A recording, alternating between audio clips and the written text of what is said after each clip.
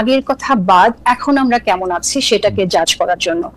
আগের কথা বাদ দিয়ে আপনি আজকের অবস্থা জাজ করতে পারবেন না, কোনোভাবেই পারবেন না। একটা ভেঙে যাওয়া বাসায় আপনি কেমন করে সাজিয়েছেন, ভুলে যান ভেঙে গেছেন কিনা, এই কথাটা আপনি বলতে পারবেন না। আগে কি মিডিয়া ছিল, গণমাধ্যম ছিল কিনা, সেই প্রশ্নটার উত্তর আমাদের দেখতে হবে। বিগত 15 বছরে যা হয়েছে সেটা কি সাংবাদিকতা হয়েছে কিনা সেটা আমাদের দেখতে হবে, বিরল বিকল্প বাদে।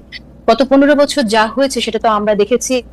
এখন অনেকে বলে শেখ হাসিনাকে ফ্যাসিস্ট হাসিনা বলতে চায় না, বলে মাফিয়া, মাফিয়া হাসিনার পতন হয়েছে।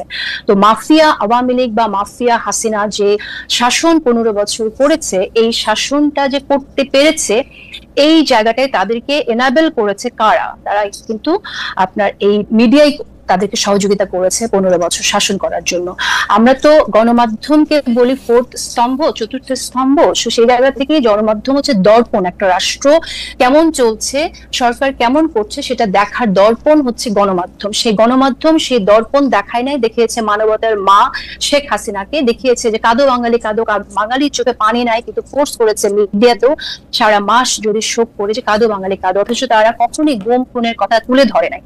এই যে আড়াল করা, আড়াল করার মধ্য দিয়ে মাফিয়া তন্ত্র কায়েমে একরকম সহযোগিতা করেছে এই গণমাধ্যম। সুতরাং আপনি কোনোভাবেই 15 বছরের এই সময়কে বাদ দিয়ে আপনাকে এখন জাজ করা পসিবল না। 15 বছরে যা হয়েছে সেটা সাংবাদিকতা ছিল না, 15 বছর যা ছিল সেটা মিডিয়া ছিল না। এখন যা হচ্ছে, ভঙ্গুর একটা রাষ্ট্র, সম্পূর্ণ ধসে পড়া একটা রাষ্ট্র নতুন করে বিনির্মাণ করার জন্য যে প্রচেষ্টা, সেই প্রচেষ্টাটা আমরা ঠিকভাবে নিতে পারছি কিনা, সরকারের উদ্যোগ কি আমরা সাংবাদিকরা সেটা করতে পারছি কিনা, সেই জায়গাটায় যদি আমরা কথা বলি তখন মনে হয় কথা বলাটা সহজ হয়ে যায়। সেক্ষেত্রে আমি বলবো যে আমার মনে হয় যে আমরা চেষ্টা করছি, কিন্তু অনেক শস্যের মধ্যে ভূত যেহেতু রয়ে গেছে, কারণ আপনি এখানে বীজটা বপন যা হয়ে গেছে, সেই বীজের যে বপন আছে, যে বীজটা বপন আছে সেই বীজেরই চারা তো থাকবে। তো সেরকম একটা অবস্থা আছে। আপনি এখানে ব্যবস্থা যে সিস্টেমের মধ্যে আমরা আছি, সেই সিস্টেম যদি সম্পূর্ণরূপে ভেঙে দেয়া না যায়, সেই সিস্টেম থেকে যদি বের হয়ে আসা না যায়, তাহলে আপনি নতুন করে স্বপ্নের মধ্যে থেকে বলতে পারেন না যে সাংবাদিকরা সম্পূর্ণ স্বাধীন কিনা। সাংবাদিকরা সম্পূর্ণ স্বাধীন হবে কি করে? একটি ঘরের কি আপনার শুধুমাত্র পর্দাটা বদলালে হয়ে যাবে? একটি ঘরের কি শুধু দুয়ারের রংটা বদলালে হয়ে যাবে যে সেই ঘরটা অন্যরকম হয়ে গেল? তা তো না। আপনার ফাংশন করছে কারা, কিভাবে, সেখানে তো কোনো পরিবর্তন আসে নাই। সুতরাং আমরা যদি বলি যে অনেক কিছু পরিবর্তন আমরা আশা করছি, সেটাতে ইউটোপিয়ান চিন্তা হবে বলে আমার কাছে মনে হয়। আপনার জন্য আমার স্পেসিফিক প্রশ্নটা যেটা ছিল সেটাও আসলে এরকমই একটা প্রশ্ন। সেটা হচ্ছে যে আপনি বলছেন যে এই যে যারা স্বৈরাচার ছিল, যারা ফ্যাসিস্ট ছিল, তাদেরকে আসলে এনাবল করেছে কারা, মিডিয়া সহযোগিতা করে, মিডিয়া তাদেরকে সরকার কি করেছে সেইটা তারা আসলে দেখায় নাই, দর্পণ হিসাবে তাদের যে কাজ করা দরকার ছিল সেটা তারা করে নাই।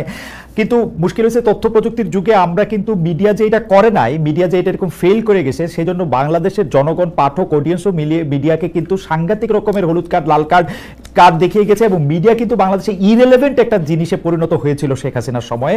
কেউ বাংলাদেশের গণমাধ্যমকে সেই অর্থে আর বিশ্বাস করতে পারে নাই। আমরা বাংলাদেশের মিডিয়াতে শেখ হাসিনার সংবাদ সম্মেলন করা থেকে শুরু করে যা কিছু ছাপা হয়েছে তা নিয়ে হাসাহাসি করতে দেখেছি, ফান করতে দেখেছি, ট্রোল করতে দেখেছি, বিশ্বাস করতে খুব কম লোককেই দেখেছি। বাংলাদেশের মিডিয়া জুলাই আগস্ট মাসেও চরমভাবে শেখ হাসিনাকে সাপোর্ট করে গেলেও তার প্রতি বাংলাদেশের মানুষ আস্থা রাখে না। কিন্তু প্রবলেম হচ্ছে মিডিয়ার এই পরিবর্তনটা, মিডিয়া যা দেখানো দরকার তাদের দেখাবে, তা প্রকাশ করবে, সেই সাহসটা অর্জন করবে, তার জন্যই পুরো বিপ্লবটা হয়েছে। আমার প্রশ্নটা হচ্ছে সেই বিপ্লবটা সফল হয়েছে কিনা, আমরা যা দেখাতে চাই, যাদের প্রশ্ন করতে চাই সেটা আমরা করতে পারছি কিনা, সেটা ছিল আমার প্রশ্ন। আপনার জন্য স্পেসিফিক প্রশ্ন যে অনেকেই এরকম বলে থাকেন, আমি একদম স্পেসিফিক নাম ধরে বলি, মোসাফ ফিরোজ, যিনি আওয়ামী লীগ আমলে যে অল্প কয়েকজন তার প্রাইভেট চ্যানেল থেকে অনেক বেশি সমালোচনা করেছেন, তাদের মধ্যে থেকে অন্যতম। তিনিও বলেছেন যে টকশোগুলিতে এখন ভিন্ন মতের লোক থাকে না, একই মতের লোক থাকেন। আওয়ামী লীগ আমলেও ভিন্ন মতের গেস্টটা আলোচনা করতে পারতেন, যেটা এখন পারছেন না। সাংবাদিক মোসাফ ফিরোজ নিজের প্রশ্নের উত্তর নিজে দিয়ে বলছেন, মানে তিনি কয়েকজনের কথা বলেছেন তাদেরকে কেন ডাকা হয় না। টিভি চ্যানেল মালিকেরা মবের ভয়ে সেলফ সেন্সরশিপের মধ্যে আছে।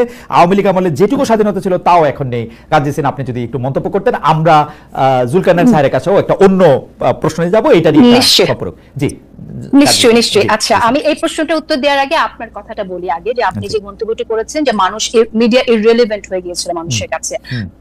যেটা হয়, আপনি বোধহয় জানেন যে ব্যান্ড ওয়াগন এফেক্ট সম্পর্কে, রাইট? যে যখন ফ্যাসিস্টরা থাকে তখন কিন্তু তার বয়ান ক্রিয়েট করার জন্য মিডিয়াকে ব্যবহার করে আপনার মুজিবকে এমন ভাবে পীর বানানো হয়েছিল যে এই বাংলাদেশের মানুষ শেখ মুজিবুর রহমানকে নিয়ে, শেখ হাসিনাকে নিয়ে একটি মন্তব্য করতে পারেনি। একটি ভয়ের সংস্কৃত হয়েছিল, এবং যার পরিণতি হচ্ছে এতগুলো মানুষ, হাজার মানুষ, আমি স্পেসিফিক সংখ্যায় যাচ্ছি না, এতগুলো মানুষ প্রাণ দিতে হয়েছে তাদের জন্য। এটা দায় মিডিয়ার থাকবে, মিডিয়া ইররিলেভেন্ট হয়ে গেলেও মিডিয়ার দায় মিডিয়াকে নিতে হবে। এই কাজটি মিডিয়ার জন্য হয়েছে, কারণ তারা যদি এর আগে তুলে আনতো যে কি হয়েছে, যে কাজটা all the prime ministers main sir করেছে, তার জীবনের ঝুঁকি নিয়ে যে কাজটি করেছে, সেখানে বাংলাদেশে বসে কিন্তু সেরকম কাজ আমরা প্রতিনিয়ত হতে দেখিনি। এটা একটা ডকুমেন্টারি অনেক পাওয়ারফুল হতে পারে, কিন্তু এর আগে ঘটে যাওয়া আরো অনেক ঘটনা তুলে আনলে ব্যাপারটা আরো অনেক আগে ঘটতে পারতো, হাসিনার পতন আরো আগে ঘটতে পারতো। এ গেল আমার মিডিয়া নিয়ে মন্তব্য। আর আপনি যে প্রশ্নটি করেছেন যে নিরপেক্ষতার জায়গা থেকে, আমি যখন আমার কাজ করি আমি চেষ্টা করি এখন যারা স্টেক হোল্ডার্স আছেন তাদেরকে ইনভাইট করতে। আমাদের অনেক সমস্যাই হয়, আপনি নিজে হোস্ট করছেন একটা অনুষ্ঠান, নিজে পরিচালনা করছেন, আপনি জানেন যে কি ধরনের চ্যালেঞ্জ ফেস করতে হয়, অনেকের সাথে বসতে চায় না, এই ধরনের প্রবলেম থাকে। তারপর আমার জায়গা থেকে আমি মনে করি যে আমি যতটুকু চেষ্টা করছি সেটা আমি সবভাবেই চেষ্টা করছি সবার পার্টিসিপেশন রাখার জন্য। আমাকে শোনা এরকম মন্তব্য শুনতে হয় যে আমি আমার প্রোগ্রামে শুধু কেন এত এনসিপির নেতাদেরকে কেন ডাকি, তারা তো ছাত্র, তারা তো অল্প বয়স, তাদের সাথে অনেকে বসতে চায় না, আপনি কেন ডাকেন? আমার শুনতে হয় এরকম মন্তব্য। আমার এরকম মন্তব্য শুনতে হয় যে আমি অনেক জামাতে নেতাদের ডাকি, কিন্তু আমি তাদেরকে ডাকি এই জন্যই যে গণ অভ্যুত্থানের যারা স্টেক হোল্ডার্স, আমি মনে করি তাদের ভয়েস, তাদের ইনক্লুসিভনেস আমাদের মেনটেন করা, ম্যানেজ করা দরকার, যে কোনো ভাবেই হোক আমাদের আলোচনার মধ্যে। এখন আপনি আমাকে বলতে পারেন যে আমি কেন আওয়ামী লীগের একজন নেতাকে আমি ডাকি না, সেটা যদি হয় আমার নিরপেক্ষতার লিটমাস টেস্ট, তাহলে আমি বলবো যে দুঃখিত, আমি আওয়ামী লীগের কোনো নেতা, অ্যাজ লং অ্যাজ আমি যতদিন পর্যন্ত তারা ক্ষমা না চাইছে তাদের অপকর্মের জন্য এবং জনমানুষ তাদেরকে গ্রহণ না করছে, আমি কেউ না তাদের ভয়েস মানুষকে শোনানোর জন্য। আমি এই দায়িত্ব নেব না, এবং আমি দায়িত্ব নিতে আগ্রহীও না। যে অপরাধ করেছে তারা করেছে, সে অপরাধের জন্য তাদেরকে সরি বলতে হবে, মাফ চাইতে হবে। মানুষ যদি মাফ করে তখন ডেফিনেটলি তারা আসবে মানুষের জন্য ভবিষ্যতে কি করতে চায় সে কথাটা বলতে। আমি অবশ্য আপনার বক্তব্যের মূল নির্যাসের সাথে আমি একমত। আমি আমি আমি আমি জনাব মোস্তফা ফিরোজ যেটি বলতে চাইছেন, যারা আওয়ামী লীগ আমলে মানে আওয়ামী লীগকে উনি ডাকতে বলতেছেন না আসলে, কিন্তু আওয়ামী লীগ আমলে যারা আওয়ামী লীগকে মৌন বা নীরব সমর্থন দিয়েছেন তাদেরকেও কি আপনি ডাকের বাইরে রাখবেন কিনা, বা তাদেরকে ডাকের বাইরে কি মবের ভয়ে রাখা হচ্ছে কিনা সেটা আপনি বলবেন কিনা? যে ধরেন সরাসরি আওয়ামী লীগ করে নাই, ধরেন তারা খুন খারাপিতে অংশ নেয় নাই, উনি কয়েকটা নামও বলেছেন আসলে, সৈয়দ ইশতিয়াক রেজা, জয় মামুন, এরকম কয়েকটা নামও বলেছেন। আচ্ছা, এখন একটা বিষয় সেটা হচ্ছে যে মিডিয়া নিয়ে কথা বললে তো অনেকের কথায় চলে আসে।